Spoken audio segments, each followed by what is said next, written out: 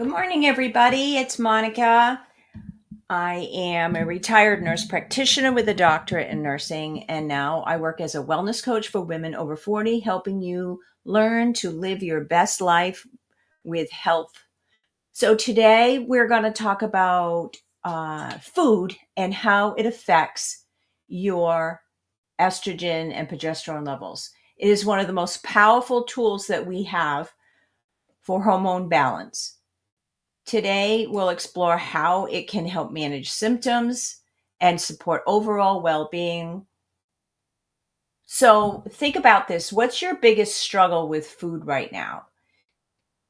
Is it cravings? Is it meal planning? Is it because you have to eat out a lot? Think about that as we talk today.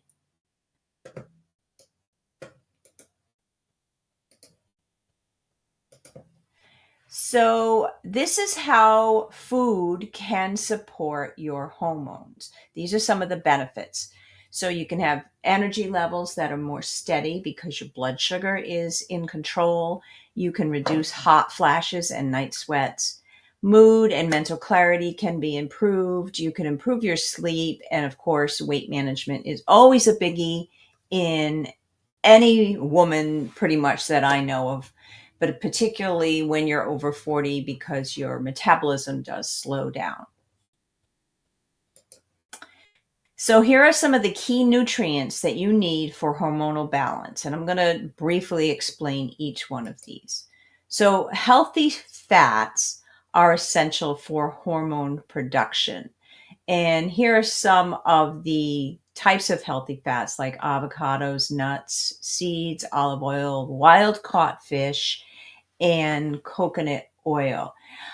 Healthy fats help to stabilize your blood sugar and reduce inflammation, which then this keeps your estrogen from spiking too high or dropping too quickly. They also support cell membrane health. So your hormone receptors that are on your cell are then able to work properly. So try to get some healthy fats into your food every single day. I like to cook with olive oil. That way I know that I'm getting a healthy fat in. I also do enjoy eating nuts, not so much seeds because I have allergy to some seeds. And wild caught fish is a wonderful way to get your omega 3s. Next is fiber. So fiber binds to estrogen. Excuse me. Fiber is used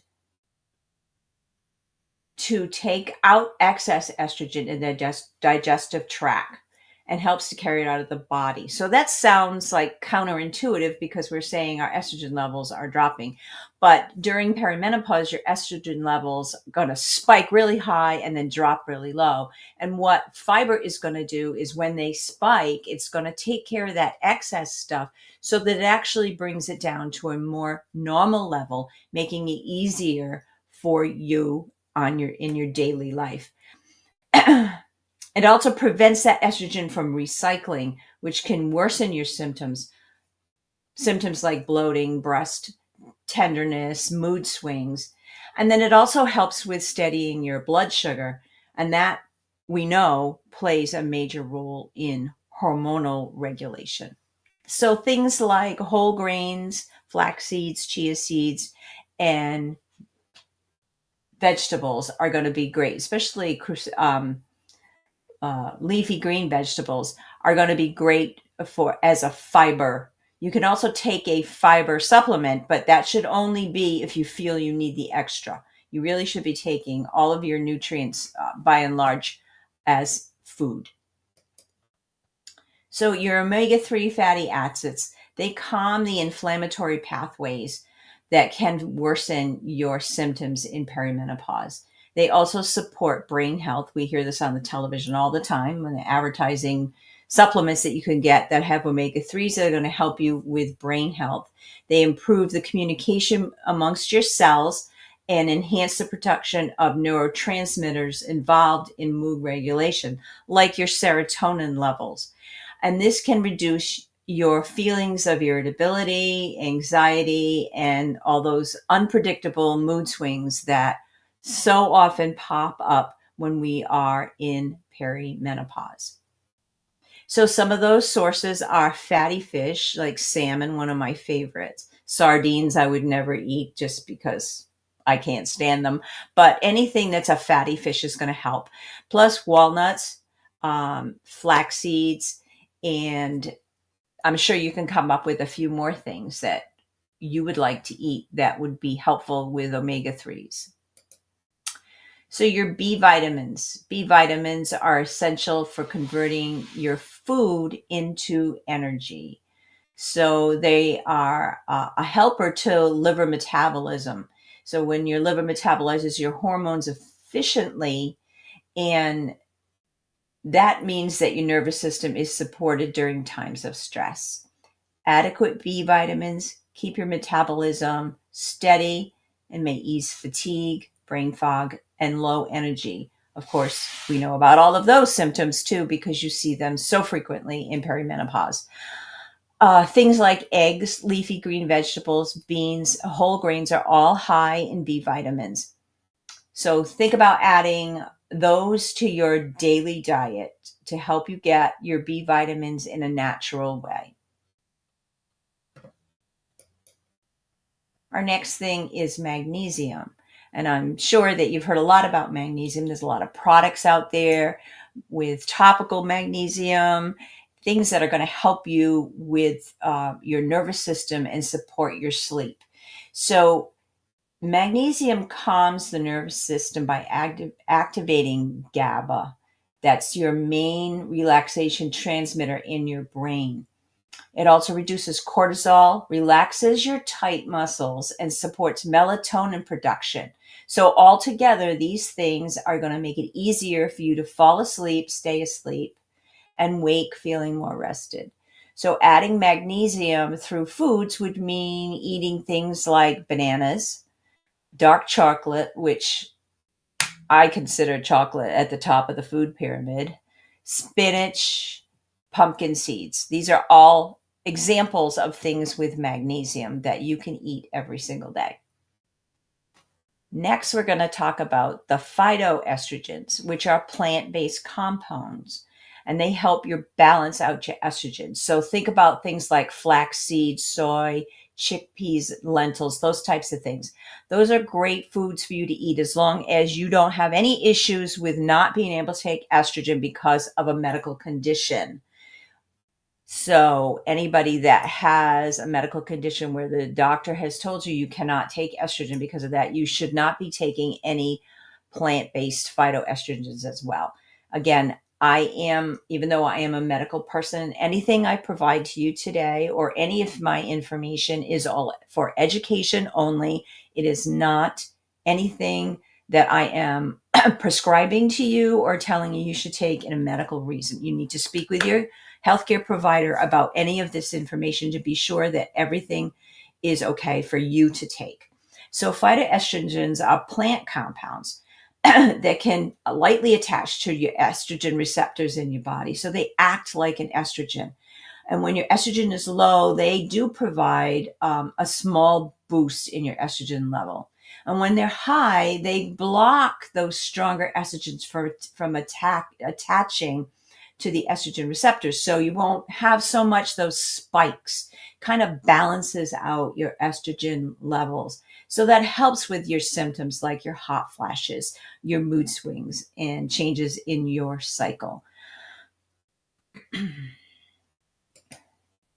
So let's think about foods that you've eaten that affect your energy and mood. Can you think about some like you've noticed that if you eat this thing, then you feel better afterwards as far as your mood, less mood swings, less hot flashes, or something that makes it worse?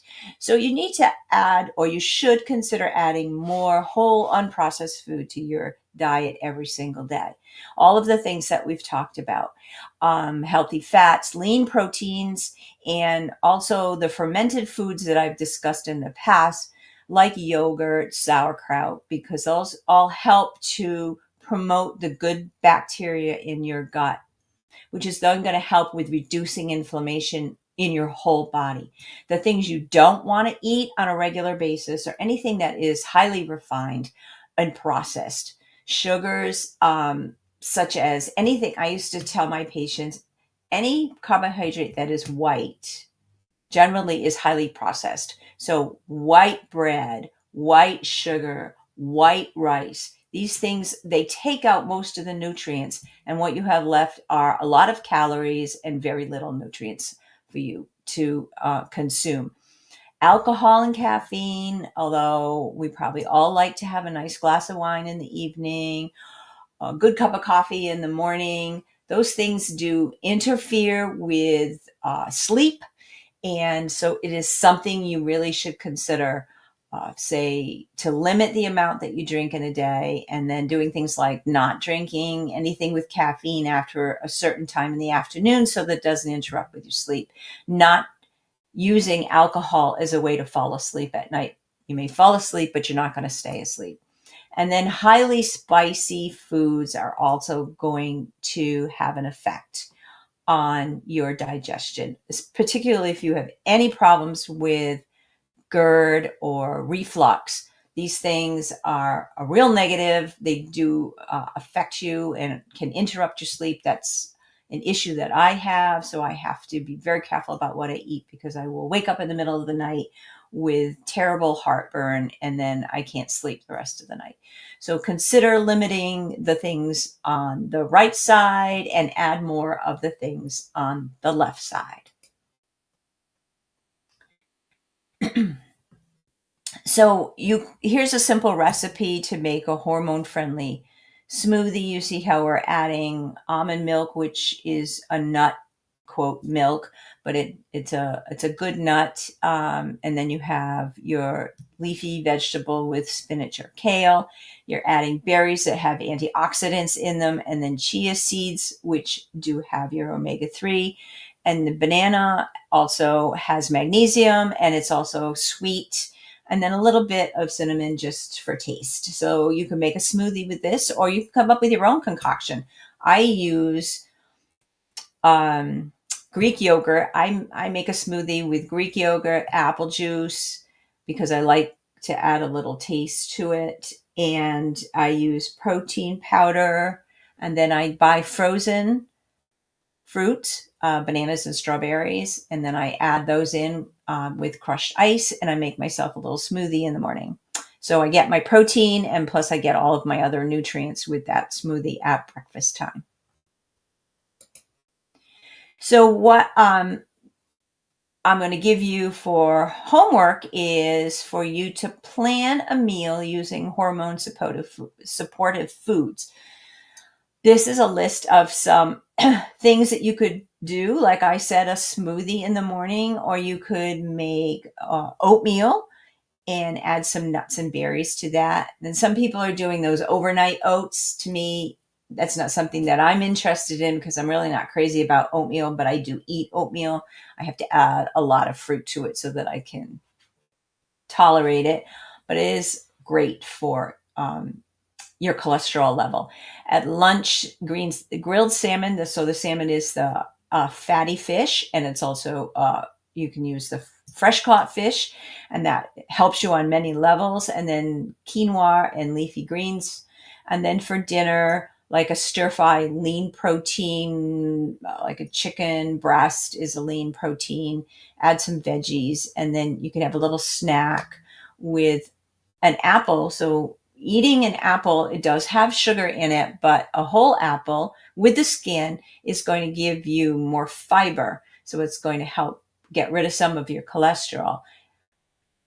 And you balance that with the sugar that you get with the apple, as opposed to applesauce, which is delicious, but is, even if it's unsweetened, is still going to be more refined, and it's not going to give you the fiber that you get with the apple skin. And then you can add almond butter to that if that is something that you like, or even peanut butter would be a great addition to that. So that's just a mini meal template you can use, but I want you to consider making up your own. And think about one simple swap that you can do this week. So something that you normally eat. Like, I hate to admit it, but I do love muffins. And chocolate chip muffins are great, but you know how many calories there are in a chocolate chip muffin? Even if it's an organic chocolate chip muffin, it's still a lot of carbs and calories. So think about maybe swapping that out for your apple with almond butter or peanut butter on it, knowing that that's going to help you, even though you'd rather eat the chocolate chip muffin. Although, if it has dark chocolate in it, I guess that would be a benefit, wouldn't it? Sure. So here's your daily action steps. This is your homework. Do your mini meal plan. Choose at least one new hormone supportive food to add, something that you haven't thought about or tried before. And then you can share your biggest takeaway in the comments, either if you're on YouTube or on Facebook. If you feel like you'd like to share that with people, you may do that.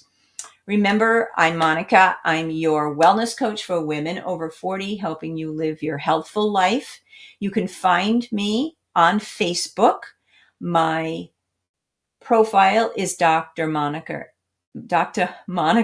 NP. You can find me on TikTok with the same handle. You can also find me on my website, artofhealthyaging.net, where this will also be there eventually.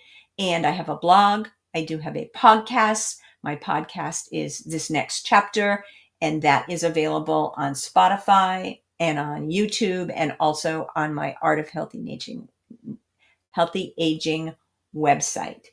I hope you have a good day. And tomorrow, our topic will be movement and mindfulness.